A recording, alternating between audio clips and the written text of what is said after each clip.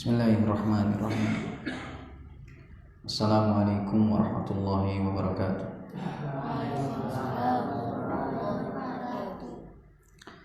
Innal hamdalillah nahmaduhu wa nasta'inuhu wa nastaghfiruh wa na'udzu billahi min shururi anfusina wa min sayyiati a'malina. May yahdihillahu fala mudilla lahu wa may yudlil fala hadiya lahu. Asyhadu an la ilaha illallah wahdahu la syarika lah wa asyhadu anna Muhammadan abduhu wa rasuluh.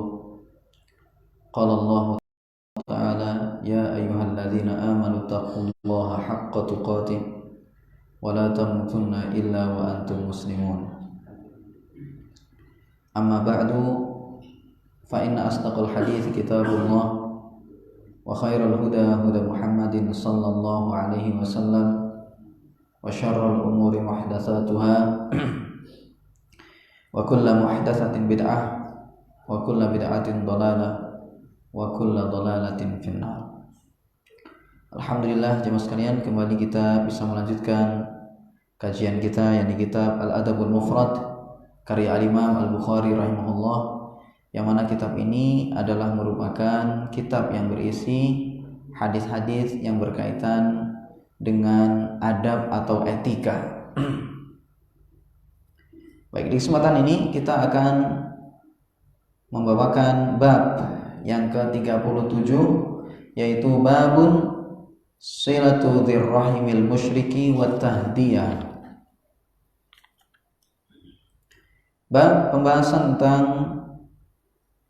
menyambung silaturahim kepada karib kerabat yang musyrik, wat tahdiyah, dan juga memberikan hadiah kepada mereka.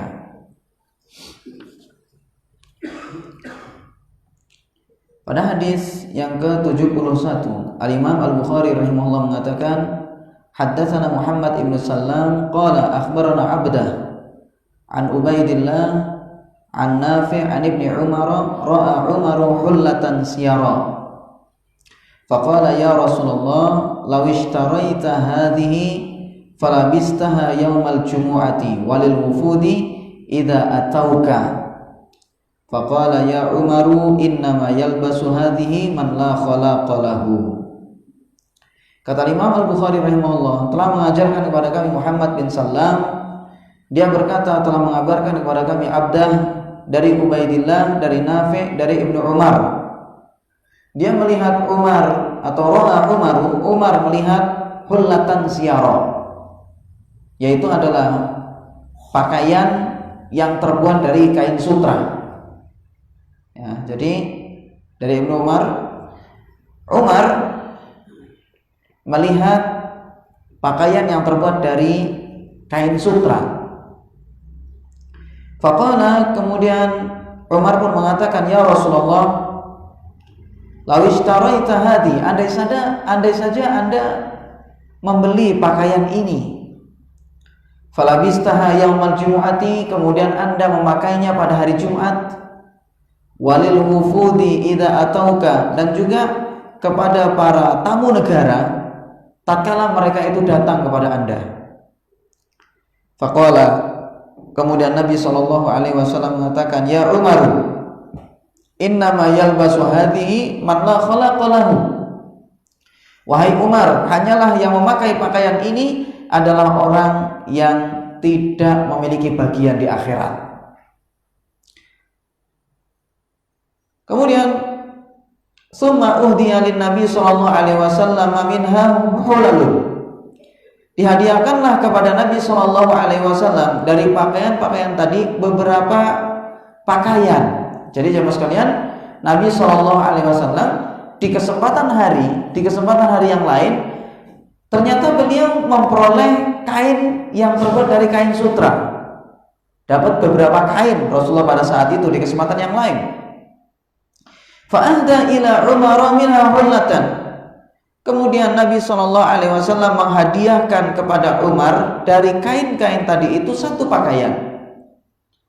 Padahal Nabi SAW tadi melarang seseorang itu memakai pakaian yang terbuat dari kain sutra. Tapi ketika Rasulullah dapat hadiah, yang mana hadiah itu berupa kain-kain atau pakaian-pakaian terbuat dari kain sutra tadi, maka Rasulullah hadiahkan kepada Umar satu pakaian atau satu helai kain.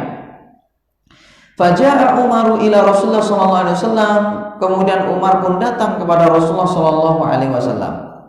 Faqala ya Rasulullah, ba'atha ilayya hadhihi wa qad sami'tuka qulta fiha ma qulta. Kata Umar, ya Rasulullah, Anda mengirim pakaian ini kepada saya, padahal sungguh saya telah mendengar Anda mengatakan seperti yang Anda katakan sebelumnya, yaitu Anda melarang kami pakai pakaian dari sutra. Tapi kenapa Anda kasih saya ini? Qala, kemudian kata Nabi SAW, inni lam uhdiha laka litalbasaha, innama ahdaituha ilaika litabi'aha aw litaksuaha. Kata Nabi SAW, sesungguhnya saya ngasih engkau itu wahai Umar bukan agar supaya engkau pakai pakaian tersebut. Hanyalah aku kasihkan ini kepada engkau agar supaya kamu jual atau kamu pakaikan kepada orang yang boleh. Siapa kira-kira? Wanita, perempuan. Kemudian fa'ahdaha Umarun li akhin lahu min ummihi musyrikin. Lalu kemudian Umar menghadiahkan pakaian tersebut kepada saudara seibunya yang masih musyrik, yang masih non muslim. Nah, ini. Baik, jadi jemaah sekalian, dalam hadis ini Umar radhiyallahu anhu suatu ketika melihat pakaian yang terbuat dari sutra. Sahabat mereka itu sifatnya, ya, hati mereka itu sangat cinta kepada Nabi SAW. Maka ketika melihat pakaian sangat bagus, kain sutra itu lembut, ya, kainnya itu bagus, halus, gitu ya. Maka Umar itu pengen Nabi SAW pakai pakaian tersebut karena menurut Umar itu cocok. Menurut beliau itu pas, karena orang itu jemaah ya, kalau cinta kepada seseorang, tentunya dia akan menyarankan sesuatu yang membuat orang tersebut bagus. Antum saja misalnya kepada keluarga antum pasti ingin yang terbaik, kan gitu. Ingin keluarganya itu pakai pakaian yang terbaik karena antum itu cinta kepada mereka. Dan inilah yang terjadi pada Umar. Umar itu sangat cinta sekali kepada Nabi SAW. Maka pengen sekali Nabi SAW, ya, Umar itu pengen sekali Nabi SAW memakai pakaian yang bagus. Dan ternyata pakaian tadi itu bahannya adalah terbuat dari sutra. Kemudian kata Umar, ya Rasulullah, andai saja Anda pakai pakaian itu, ya, lawishtarita hadhihi falabistaha yaumal jumu'ati. Ya Rasulullah, andai saja Anda beli pakaian ini, kemudian Anda bisa pakai untuk Jumatan. Karena jemaah sekalian, ketika Jumatan itu kita disyariatkan untuk memakai pakaian yang terbaik. Disunahkan bagi kita. Jangan nanti kita pergi ke Jumatan misalnya pakai pakaian yang kotor-kotor, yang habis buat kerja, yang sudah banyak keringatnya, yang sudah berbau tidak sedap. Jangan. Adabnya itu kalau kita pergi Jumatan, maka cari pakaian yang paling bagus. Jangan dibalik-balik.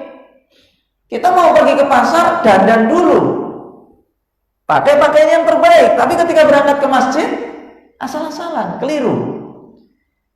Kita ketika Jumatan itu sedang merayakan hari raya kaum muslimin. Karena hari raya kaum muslimin itu selain hari raya Idul Adha dan juga Idul Fitri, yaitu adalah termasuk hari Jumat. Ini termasuk idnya kaum muslimin, hari rayanya kaum muslimin. Maka hendaknya kaum muslimin itu bersemangat dan tampakkan syiar Islam pada saat itu. Bagaimana di antara bentuknya menampakkan syiar Islam pada hari Jumat? Pakai pakaian yang terbaik. Jangan nanti di situ mau pergi ke mall, dandan dulu pakai pakaian terbagus, Jumatan asal-asalan, keliru. Mestinya yang lebih layak untuk pakai pakaian terbaik adalah ketika Jumatan. Ini hari raya kaum muslimin. Ya, tinggikan syiar Allah Subhanahu wa taala. Ini sunnahnya jemaah. Dan seterusnya pakai minyak wangi misalnya ketika Jumatan kan disunahkan pakai minyak wangi, bahkan kita sebutkan ya sebelum-sebelumnya mungkin atau mungkin di tempat lain itu bahwasanya sebagian ulama mengatakan bahwasanya hukumnya itu adalah wajib pakai minyak wangi itu. Ya, menurut sebagian ulama pakai minyak wangi, gosok gigi itu sebagian ulama mengatakan hukumnya wajib itu.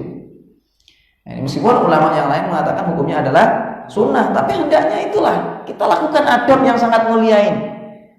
Ketika Jumatan pakai pakaian terbaik.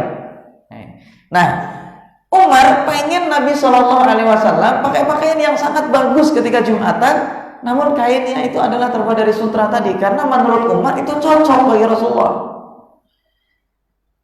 Kemudian juga walil wufudi idza atauka, kata Umar.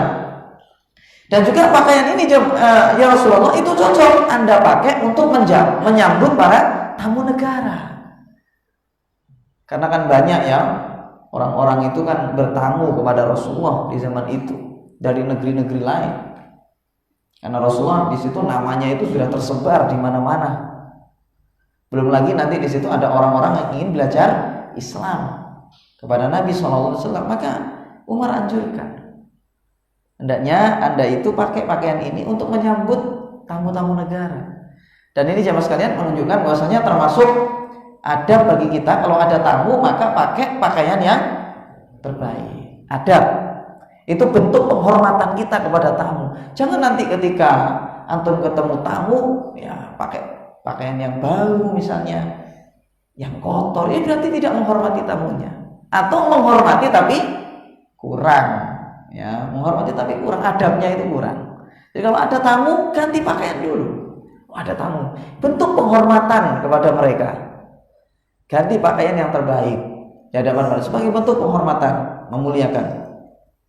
Makanya kata Nabi Shallallahu Alaihi Wasallam, "Man kana yu'minu billahi wal yaumil akhir falyukrim dhaifahu." Siapa yang beriman kepada Allah dan hari akhir, maka hendaknya dia muliakan tamunya. Muliakan tamunya. Ajak bicara yang baik, disambut kan gitu ya.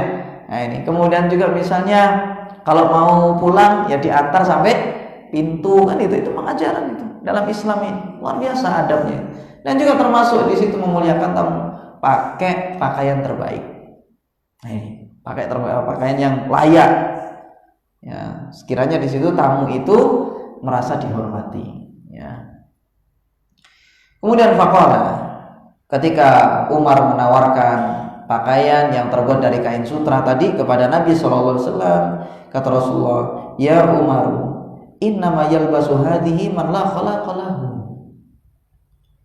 Kata Nabi SAW, "Wahai Umar, pakaian ini bukan pakaian kita. Hanyalah yang memakai pakaian ini adalah orang yang tidak punya bagian di akhirat. Yang pakai pakaian ini itu bukan kita kaum muslimin, karena ini adalah pakaian kita nanti di akhirat, di surga. Di dunia ya sudahlah, itu biar orang-orang yang yang dia tidak akan mendapatkan bagian di akhirat nanti yang pakai. Kita jangan pakai itu. Kalau mereka, urusan mereka itu pakai. Orang-orang yang kafir ya misalnya, itu urusan mereka sudah. Ya.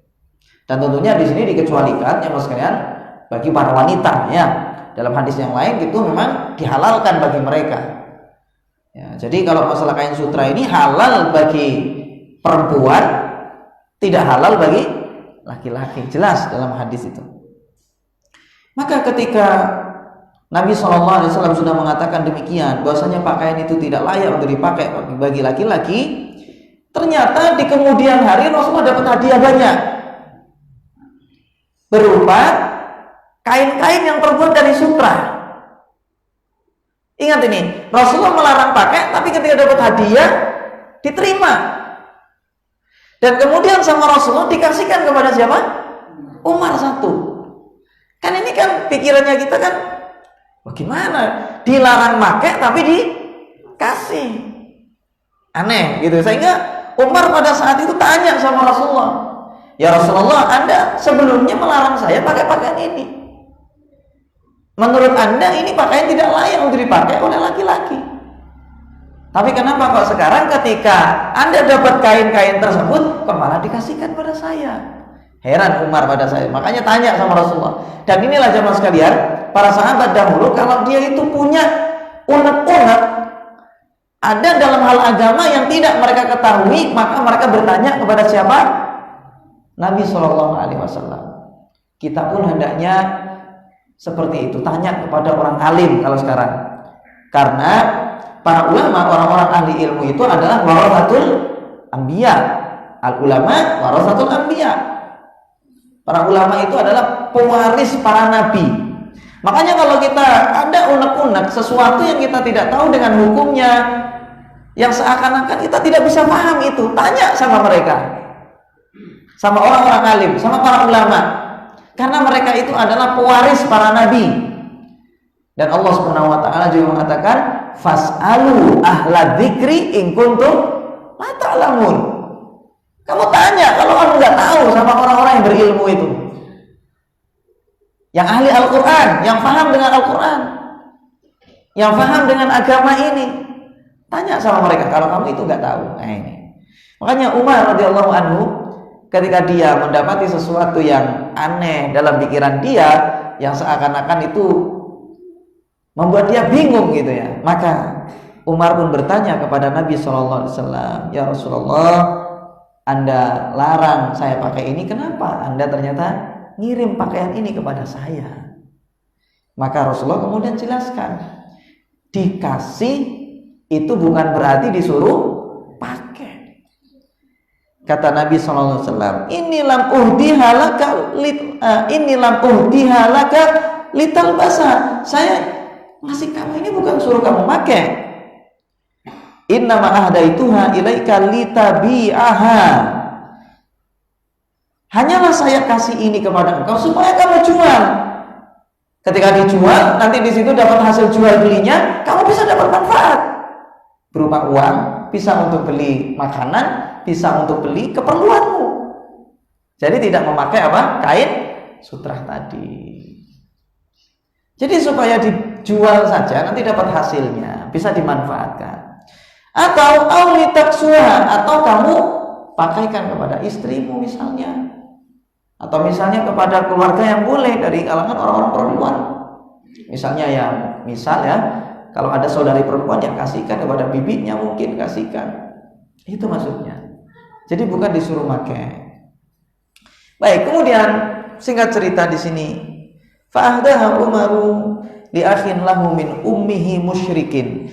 Kemudian Umar radhiyallahu anhu kasihkanlah pakaian tadi itu kepada saudara seibunya yang musyrik kafir. Sehingga jemaah sekalian, ternyata dalam hadis ini ya, Umar memberikan hadiah kepada saudaranya yang non muslim. Ya, sebagaimana tadi dalam babnya, yaitu adalah bab menyambung silaturahim kepada karib kerabat yang masih musyrik, dan juga memberikan hadiah kepada mereka. Dan para ulama jelaskan, apa sih manfaatnya ngasih orang musyrik itu? Kan itu, mereka kafir, ingkar kepada Allah, kan itu ya, tidak percaya sama Nabi, kok masih disambung silaturahim kepada mereka, kemudian masih dikasih hadiah. Manfaatnya apa? Padahal mereka jahat kepada Allah, kan itu gambarannya. Orang mereka itu suruh nyembah Allah nggak mau, justru malah mereka nyembah selain Allah. Dan ini adalah kekufuran, pengingkaran kepada syariat Allah. Kenapa mereka masih dikasih hadiah? Maka para ulama mengatakan bahwasanya di antara hikmah dari disyariatkannya memberikan hadiah kepada orang musyrik, yaitu adalah untuk sebagai wasilah dakwah. Barangkali kalau seandainya dikasih, maka dia bisa tertarik kepada Islam. Ya namanya nggak tahu ya Pak ya, namanya saja usaha. Urusan nanti dia nerima atau tidak, ya urusan dia dengan Allah. Tapi inilah wasilah dalam dakwah. Ada memang dalam kondisi-kondisi tertentu kita memang harus tegas kepada mereka. Makanya disyariatkan yang namanya jihad, ya kan? Dalam syarat-syarat tertentu tentunya. Tetapi pada asalnya kita harus lemah lembut kepada mereka memang. Ya, dalam kondisi-kondisi tertentu, ketika memang itu maslahat. Ya, ketika memang itu maslahat. Nah, ini kita kepada mereka masih. Makanya Allah Subhanahu wa taala katakan kepada Musa dan juga saudaranya ya Harun ya, wa qula lahu qawlan layyina. Allah katakan kepada Musa dan juga Harun. Kata Allah, katakan kamu kepada dia. Siapa kira-kira? Musuhnya mereka siapa? Fir'aun. Dan katakan kepada dia Fir'aun itu dengan kata-kata yang lembut, dengan kata-kata tutur kata yang baik. Memang seperti itu pada asalnya memang. Jadi jemaah sekalian, barangkali dengan upaya-upaya ini ternyata mereka itu sadar, mereka dapat hidayah, akhirnya masuk Islam. Itu masihlah. Nah, ini urusan nanti dia itu nerima atau tidak ya, menerima hidayah atau tidak ya urusan dia dengan Allah Subhanahu wa taala. Ini dan banyak sekali ya hikmah-hikmah dalam masalah ini ya Mas sekalian. Dan juga kita lihat orang ketika lagi bermusuhan, misal ya satu setru dengan yang lain, coba bagaimana cara mengobatinya? Di antaranya itu adalah dengan cara memberikan hadiah pada mereka. Kalau ada orang nggak suka sama kita, coba antum kasih itu hadiah itu. Ada orang gak suka sama kita misalnya, kasih tiap hari 100.000, insya Allah hilang bencinya sama kita. Nah, itulah makanya Rasulullah mengatakan apa? Tahadu tahabu. Hendaknya kamu itu saling memberikan hadiah, niscaya kamu akan saling cinta mencintai. Itu memang luar biasa ya, hadiah itu luar biasa sekali. Makanya kita dalam kesempatan-kesempatan tertentu ada kita itu sampai sungkan ya sama orang yang selalu memberikan hadiah sama kita itu, mau kasar kadang sungkan jadinya gitu. Memang seperti itu hadiah, luar biasa memang. Makanya di situ kita masih disyariatkan untuk memberikan hadiah sampai kepada orang musyrik. Ya, dengan harapan di situ barangkali mereka tertarik kepada Islam itu. Ya, di antara hikmahnya, faedahnya. Ya. Jangan nanti di situ mentang-mentang musyrik kemudian habis itu antum tinggalkan mereka sejauh-jauhnya. Jangan. Mereka itu adalah hendaknya orang-orang yang kita rangkul. Ya kita rangkul, ya kita baikin mereka itu supaya mereka ini sadar gitu. Dan inilah akhlak dalam agama kita, gitu. Akhlak kepada mereka. Meskipun nanti di situ di kesempatan-kesempatan tertentu kalau memang itu maslahat ya kita harus jihad kan itu. Nah, tentunya itu seperti disebutkan dengan syarat-syarat tertentu. Baik, jadi faedah yang bisa kita ambil ya Mas sekalian dari hadis ini yaitu adalah disyariatkannya menyambung silaturahim dengan keluarga yang masih musyrik dan juga disyariatkan memberikan hadiah kepada mereka ya.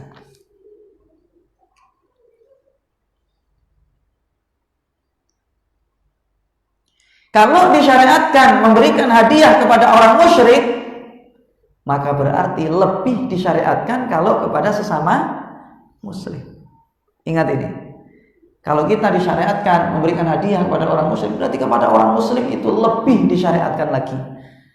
Harus sering kita itu sebenarnya ya, harus sering cari di situ teman kita itu ya, kita harus sibuk sebenarnya itu. Kalau bisa itu ya sibuk membahagiakan mereka gitu.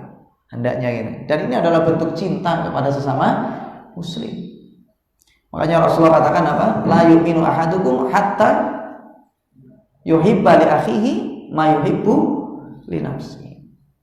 Gak akan sempurna iman seorang di antara kalian sampai kalian itu mencintai untuk saudaranya seperti kalian itu mencintai untuk diri sendiri. Nah, luar biasa sekali Islam itu.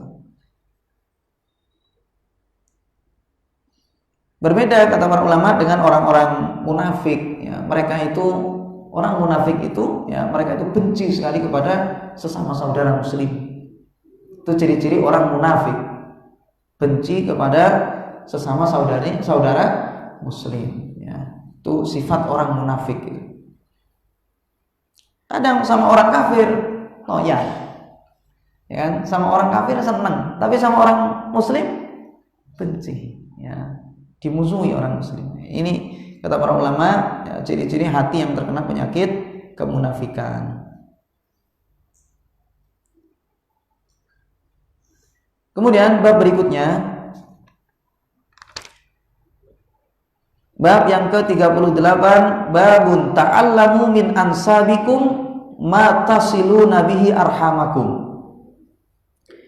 Kata Imam Al-Bukhari rahimahullah, pelajarilah nasab-nasab kalian yang dengannya kalian bisa menyambung silaturahim dengan karib kerabat kalian. Jadi jemaah sekalian, di sini Nabi SAW, atau di sini kata Imam Bukhari, kata Imam Al-Bukhari rahimahullah, ta'allamu min ansabikum. Pelajarilah nasab-nasab kalian. Apa nasab itu bahasa kita?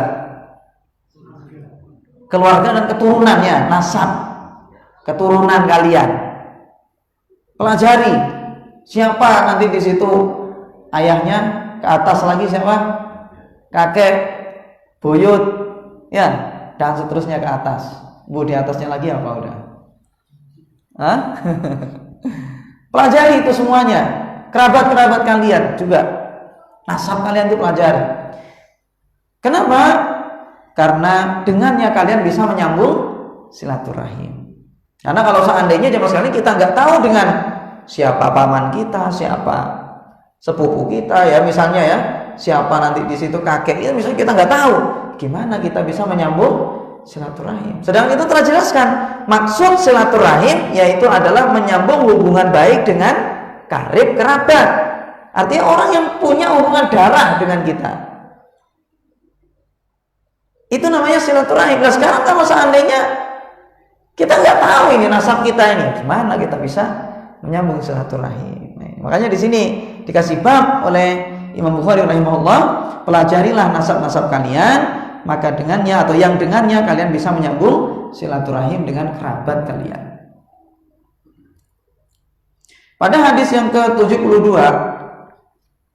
Al-Imam Al-Bukhari rahimahullah mengatakan, haddatsana Amr ibn Khalid qala haddatsana Attab ibn Bashir an Ishaq ibn Rashid an Az-Zuhri qala haddatsani Muhammad ibn Jubair ibn Mut'im anna Jubair ibn Mut'im akhbarahu annahu sami'a Umar bin Al-Khattab radhiyallahu anhu yaqulu 'ala al-mimbari ta'allamu ansabakum thumma silu arhamakum. Kata Imam Al-Bukhari rahimahullah, telah mengajarkan kepada kami Amr bin Khalid. Dia berkata telah mengajarkan kepada kami Attab bin Bashir dari Ishaq bin Rashid dari Zuhri. Dia berkata telah mengajarkan kepadaku Muhammad bin Jubair bin Mut'im bahwasanya Jubair bin Mut'im mengabarkan kepadanya bahwasanya dia mendengar Umar ibnul Khattab radhiyallahu anhu berkata di atas mimbar. Berarti ketika itu beliau berkhutbah memberikan nasihat kepada kaum muslimin. Ta'allamu ansabakum, pelajarilah oleh kalian nasab-nasab kalian. Tsumma silu arhamakum, kemudian sambunglah silaturahim di antara kalian. Wallahi innahu la yakunu bainar rajuli wa baina akhihi asyai'u walau ya'lamu alladhi bainahu wa bainahu min dakhilatir rahimi la auza'ahu dzalika an intihakihi. Kata Umar bin Khattab radhiyallahu anhu, demi Allah, bisa saja terjadi antara seseorang dengan saudaranya itu sesuatu persengketaan. Apalagi persengketaan, perseteruan. Bisa saja terjadi antara seseorang dengan saudaranya terjadi perseteruan. Dan kalau seandainya satu sama lain saling mengetahui bahwasanya di antara mereka itu ada hubungan karib kerabat, maka yang demikian itu akan menghalangi mereka dari merusaknya. Jadi gambarannya gini jemaah sekalian, orang kadang kan tokaran jemaah ya, misalnya ya, tokaran satu sama lain ini. Kalau seandainya mereka itu tahu bahwasanya yang satunya ini adalah kerabat dia, maka mereka nggak akan jadi tukaran tadi. Orang tuh biasanya lebih berani itu sama orang jauh, jelas jamaah ya, biasanya. Ya meskipun ini semua tidak boleh jamaah, tapi biasanya orang itu lebih berani untuk berkata-kata macam-macam dan seterusnya berbuat macam-macam itu sama orang yang tidak dikenal. Biasanya memang seperti itu. Sama orang yang tidak dikenal, sama orang jauh, sama orang yang nggak ada hubungan karib kerabat. Biasanya seperti itu, lebih berani macam-macam. Tapi kalau tahu bahwasanya dia itu adalah saudaranya, maka dia nggak akan berani macam-macam. Gimana mau tukaran, orang ini saudara, nanti ketemu lagi, nanti gimana dengan hubungan baik kita dengan keluarga yang lain, dan seterusnya. Banyak pertimbangannya kalau mau tukaran sama karib kerabat. Makanya di sini kata Umar, pelajari nasab kalian. Kemudian hendaknya kalian itu sambung silaturahim. Karena kalau seandainya orang itu terjadi persengketaan dan dia tahu bahasanya yang satunya itu adalah saudara dia, yang dia tukaran sama dia itu ternyata adalah saudara dia, maka dia nggak akan jadi gitu, nggak akan jadi tukaran gitu. Sehingga ini menunjukkan pentingnya kita itu belajar apa?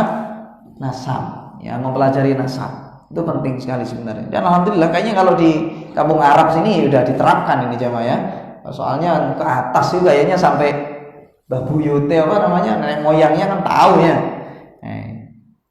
Ya alhamdulillah itu memang penting ya mempelajari nasab. Ya. Makanya kata Nabi SAW dalam hadis yang sahih, kata Rasulullah, ihfadhu ansabakum tasilu arhamakum. Hendaknya kalian hafal nasab-nasab kalian. Niscaya kalian akan bisa untuk menyambung silaturahim kalau hafal sama nasab ya. Dan orang kalau dia itu tidak tahu dengan nasabnya, ya, dia tidak akan bisa untuk menyambung silaturahim dengan karib kerabatnya.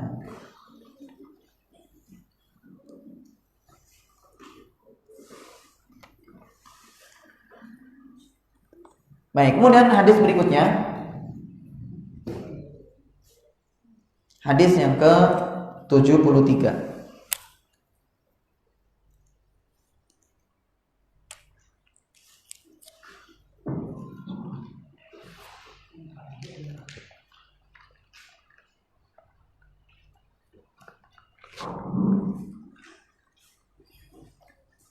Pada hadis yang ke-73 ini,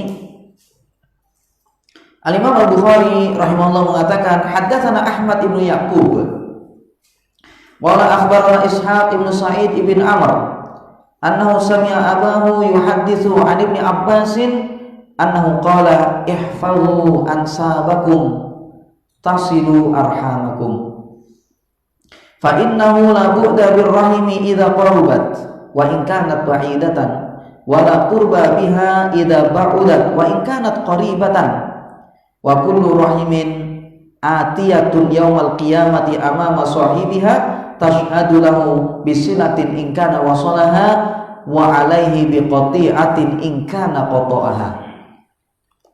Kata Imam Al-Bukhari rahimahullah, telah mengajarkan kepada kami Ahmad bin Yaqub, dia berkata telah mengabarkan kepada kami Ishaq bin Sa'id bin Amr bahwasanya dia mendengar ayahnya menyampaikan hadis dari Ibnu Abbas. Bahwasanya dia berkata, pelajarilah nasab-nasab kalian, niscaya kalian akan bisa menyambung silaturahim. Dikarenakan bukanlah saudara jauh apabila dekat. Jadi tidak ada kata jauh.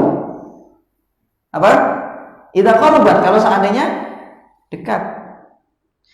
Tidak ada kata jauh ya kepada orang yang memiliki hubungan karib kerabat, gitu. Nggak ada kata jauh kepada orang yang memiliki hubungan karib kerabat.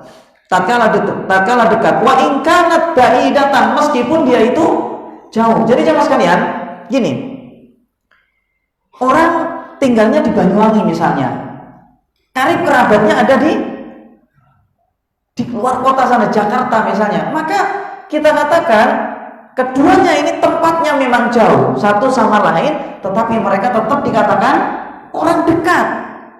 Apa yang membuat mereka dekat? Hubungan karib kerabat tadi. Kalau masalah tempat di mana saja, tetapi bagaimanapun juga dia adalah karib kerabat, orang dekat ternyata. Jelas kira-kira? Itu maksudnya. Wala qurba biha idza ba'udat. Dan tidak ada kata dekat disebabkan rahim tadi itu idza ba'udat, apabila jauh. Orang berteman satu sama lain, tapi tidak punya hubungan karib kerabat. Bagaimanapun juga ini bukan karib kerabat, gitu loh. Dia itu adalah orang jauh meskipun dekat. Makanya jemaah sekalian, misal orang misalnya misalnya bertetanggaan, punya tetangga dekat kan, cuma paling di situ melangkah beberapa langkah saja, tapi dia bukan karib kerabat. Kita masih punya banyak batasan dengan dia. Contoh misalnya kalau dia lawan jenis, berarti kita tidak boleh salaman sama dia, kan itu kan? Karena dia itu bukan kerabat kita. Salaman nggak boleh, macam-macam di situ terlalu dekat juga nggak boleh, dan seterusnya. Ngobrol saja dibatasi, nggak boleh guyon sampai berlebih-lebihan, kan itu. Nah, jadi inilah kalau memang dia itu bukan karib kerabat, meskipun dia itu jaraknya dekat, maka dia orang jauh. Paham kira-kira ya? Dia orang jauh. Nggak boleh kita itu nanti menyamakan dia, sudahlah, dia kan orang dekat dengan kita, dia kan teman baik sama kita. Kemudian habis itu misalnya masuk rumah tanpa izin, tidak boleh, bukan mahramnya. Jelas kira-kira? Meskipun kita dekat, setiap hari ketemu, tapi dia itu orang lain, bukan karib kerabat kita, sehingga banyak batasan. Masuk rumah izin dulu, kan itu. Lain kalau kita misalnya sama kerabat-kerabat kita, ya memang di situ adabnya ketuk pintu. Tapi kalau seandainya mereka sudah menganggap kalau kerabat boleh masuk bebas, misalnya sudah mengizinkan, silakan masuk.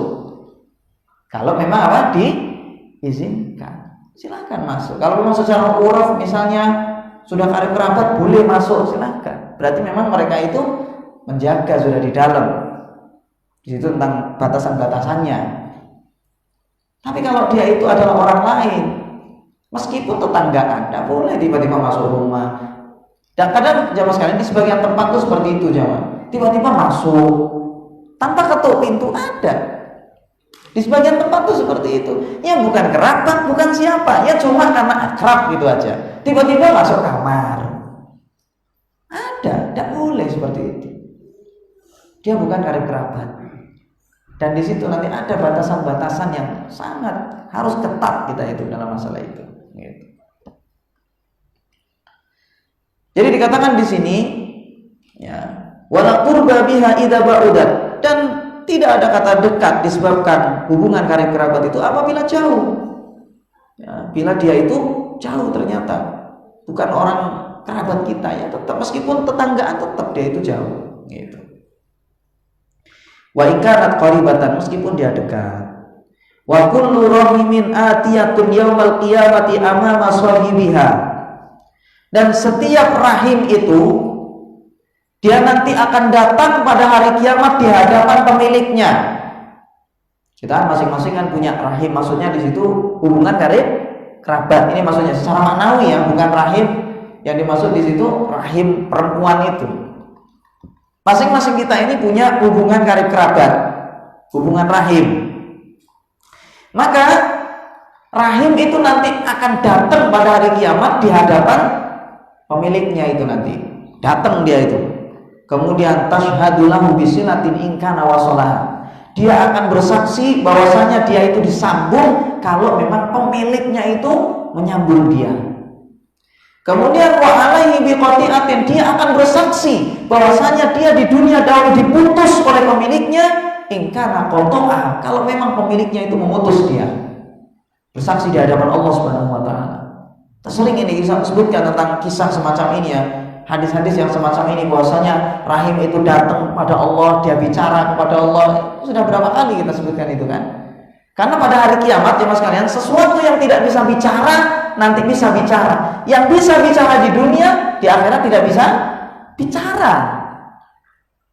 Nanti yang berbicara itu cuma tangan kita, kulit kita, itu yang bicara sama Allah, yang bersaksi di hadapan Allah. Apa yang kita kerjakan ketika di dunia ini. Mulut dikunci oleh Allah. Gak bisa bicara mulut kita ini. Mau berargumen alasan sama Allah gak bisa. Dikunci oleh Allah Subhanahu wa taala. Yang bicara itu tangan, kulit, kaki dan seterusnya. Itu nanti bersaksi di hadapan Allah. Makanya Allah Subhanahu wa taala berfirman dalam surah Yasin ayat 65. Kata Allah Subhanahu wa taala, "Al-yauma nakhtimu ala afwahihim wa tukallimuna aydihim wa arjuluhum bima kanu yaksibun." Dalam surah Yasin kata Allah Subhanahu wa taala, pada hari itu kami akan mengunci, menyegel, menggembok mulut-mulut mereka, dibuat gak bisa bicara. Wa tukallimuna aydihim, dan tangan-tangan mereka itu nanti akan berbicara kepada kami. Wa tashhadu arjuluhum, dan kaki-kaki mereka itu akan bersaksi bima kanu yaksibun, terhadap apa yang mereka dahulu kerjakan. Ini kaki ini mau buat berangkat kemana? Ke masjid atau ke diskotik mungkin, naudzubillah min dzalik, atau ke tempat-tempat maksiat atau yang lain. Apakah digunakan jalan untuk silaturahim? Apakah digunakan jalan untuk kebajikan, membantu orang lain, atau justru malah menyakiti orang? Atau jalan di situ untuk ngerampok misalnya, naudzubillah min dzalik ya, nyakiti orang, bersaksi nanti di hadapan Allah. Tangan juga kayak gitu. Ini tangan buat apa? Hati-hati sekarang HP, ya kan? Buat apa tangan kita ini? Buat kebaikan atau buat maksiat di sana? Apakah buat nyolong atau buat memberi? Ya kan? Nanti bersaksi di hadapan Allah Subhanahu wa taala. Semoga Allah Subhanahu wa taala menjaga seluruh anggota tubuh kita ini dari kemaksiatan. Baik, faedah dari hadis ini ya Mas kalian. Faedah dari hadis yang kita baca tadi yaitu adalah diantaranya terdapat perintah untuk mengenal nasab.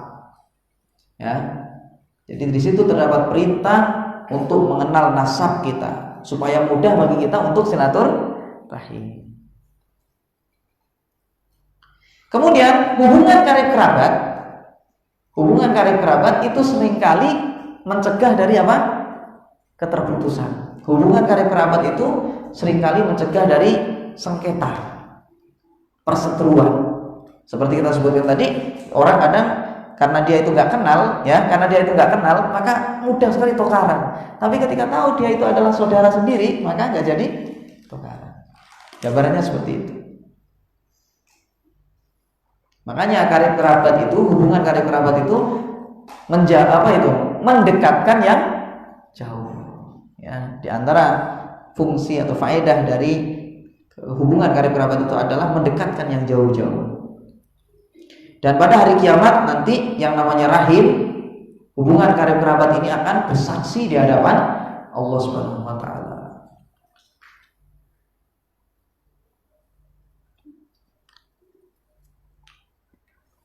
Sudah ada? Berapa menit lagi? Berapa menit? Ada 5 menit. Baik. Nah, kita lanjutkan di sini bab yang ke-39. Babun hal yaqulul maula inni min fulan. Bab pembahasan tentang apakah budak itu boleh berkata sesungguhnya saya dari fulan. Jadi cuma ngomong saya dari marga fulan, saya dari apa misalnya keturunan fulan, boleh nggak ngomong kayak gitu? Bukan dari keturunan, marga ya, suku, kabilah, gitu. Bolehkah saya budak itu ngomong saya dari kabilah fulan? Boleh nggak ngomong kayak gitu? Pada hadis yang ke-74, Al-Imam Al-Bukhari rahimahullah mengatakan haddatsana Musa ibnu Ismail qala haddatsana Abdul Wahid ibnu Ziyad qala haddatsana Wa'il ibnu Dawud Al-Laitsi qala haddatsana Abdurrahman ibnu Abi Habib qala li Abdullah ibnu Umar mimman anta qultu min tamimin atau min tamimi tamim ya, min tamimi tamim qala min anfusihim aw min mawalihim qultu min mawalihim qala fahalla qulta min mawalihim idzan.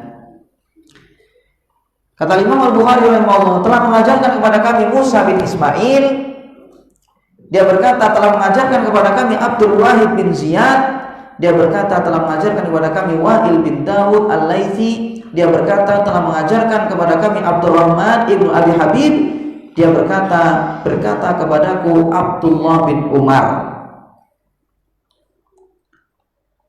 Mimman anta, kata Ibnu Umar ya kepada Abdurrahman bin Abi Habib, mimman anta, kamu ini dari mana? Dari siapa kamu itu? Dari golongan siapa? Dari bangsa siapa? Gitu. Mimman anta, kamu dari siapa? Keluarganya siapa? Kemudian qultu, kata Abdurrahman bin Habib ya, bin Abdurrahman bin Abi Habib, kata dia, aku katakan min tamim, saya ini dari golongan Tamim. Kan ada marga namanya apa? Tamimi ya, kan itu ya. Saya ini dari golongan Tamim, kata dia. Kemudian Ibnu Umar pengen minta kejelasan lagi. Min anfusihim atau min mawalihim, kamu dari kabilah mereka atau dari maula mereka? Maula itu mantan budak, atau kamu itu dari mantan budaknya mereka? Coba jelaskan, kamu dari kabilah mereka ya atau dari mawali mereka, mantan budak mereka? Qultu, kata Abdurrahman bin Abi Habib, min mawalihim, saya ya dari mantan budak mereka ternyata gitu. Jadi ternyata bukan dari kabilah, bukan dari keturunan mereka. Tapi ngomongnya tadi cuma ngomong apa? Saya dari golongan Tamim. Gak dijelaskan apakah senasab dengan mereka atau pembantunya atau siapa, gak dijelaskan secara gamblang. Qala, kemudian kata Ibnu Umar, ya, kata Ibnu Umar, fahalla qulta min mawalihim idzan. Kenapa kamu gak jelaskan bahwasanya kamu sebenarnya dari mantan budak mereka? Kok kamu bilangnya itu kok masih samar? Seakan-akan kamu mengesankan kamu itu adalah keturunan dari mereka. Dilarang jemaah sekalian. Hadis ini jemaah sekalian itu dhaif. Dari sisi sanad dhaif. Tetapi dari sisi makna memang seseorang itu harus apa? Jelas identitasnya. Nasabnya dari siapa? Jelaskan apa adanya. Kalau seandainya kita orang biasa, ya sudah, katakan orang biasa. Dari nasab yang tidak tinggi begitu, ya jelaskan. Nggak usah di situ mengesankan kepada orang seakan-akan kita itu punya nasab tinggi. Padahal ya kita nasabnya ya biasa. Biasa saja orang itu. Dan orang itu jemaah ya akan selalu capek kalau ngurusi opini orang. Jelas kira-kira? Orang itu akan capek kalau ingin terlihat tampilannya itu wah, pengen tampil sebagai orang bangsawan. Padahal bukan, itu dia akan capek dengan itu. Berbeda dengan orang itu yang terus terang apa adanya. Ditanya kamu siapa? Kamu orang Arab? Bukan. Santai. Tapi kalau ngomong saya ini keturunan Habib, dikoreksi. Habib kok lain. Nah ini membuat orang itu capek. Jelaskan saja apa adanya. Misal kita lagi berlagak seperti orang paling pandai, padahal kita tidak terlalu pandai. Ini akan capek. Ketika dia itu misalnya mengaku sebagai orang yang pandai, padahal tidak pandai, ditinggikan oleh orang, capek dia di sana. Kerepotan, dimintai rujukan, tanggung jawab, segala macam, sibuk, capek. Dan ini tidak layak. Biasa saja. Kalau memang kita orang tidak terlalu pandai, berlagak, biasa saja. Gak usah mengesankan kita adalah orang paling cerdas. Makanya Nabi SAW melarang yang demikian ini. Kata Rasulullah, al-mutasyabbi' bima lam yu'ta kalabisi thawbaizul. Kata Nabi SAW, orang yang pura-pura kenyang dengan sesuatu yang sebenarnya dia belum dikasih, maka dia seperti pemakai dua kedustaan. Ya, seperti pemakai dua kedustaan. Jadi gambarannya seperti orang bohong. Jadi kalau antum coba ya, ditawari orang suruh makan, ini gambarannya. Kita disuruh terus terang. Kalau antum ditawari oleh orang untuk makan, misalnya, jangan bilang saya sudah makan padahal belum makan.